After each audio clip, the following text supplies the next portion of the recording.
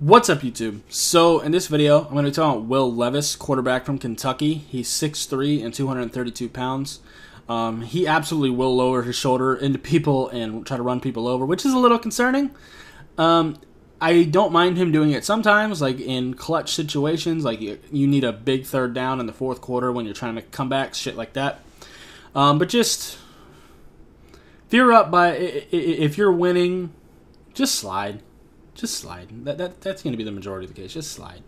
But he is a very strong player. And one thing that is nice is he can play with a bad offensive line. I know because I've seen him do it. So if you are a team with a bad offensive line, you might want to keep that in mind. There are a lot of them. There's a lot of bad offensive linemen in the league right now. Has all the arm strength you could want. Like, has really, really good arm. Great distance and velocity. Very, very confident passer. Can have issues being a little too overconfident and makes throws that he probably shouldn't. He is mostly a pocket passer, but he absolutely can buy time as well. Pocket presence, I think, could be a little bit better, but it is improving. He does have a tendency to stare down receivers a little bit. But one thing I do notice from him is he's actually pretty damn accurate, and he can make every throw you want, and is overall a pretty decent decision maker. Like I said, sometimes he will trust his arm and throw it into double coverage, but like I've said in the past, a perfect throw beats perfect coverage. Dan Marino taught us that.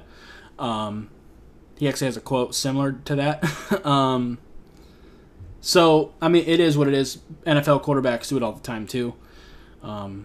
So, I do really like him. I see him as more of a mid-first round talent, but he's probably going to go earlier than that. I think the top three quarterbacks are clearly him, Stroud, and Bryce Young. You can argue about where you place the three, and I'm not quite there yet to be able to do that. I'll do my rankings closer to the draft.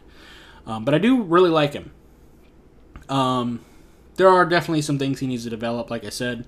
I don't want him really staring down receivers as much, and like I said, his pocket presence could improve as well.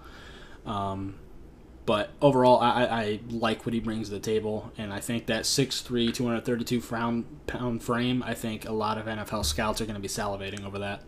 So, especially with that big arm.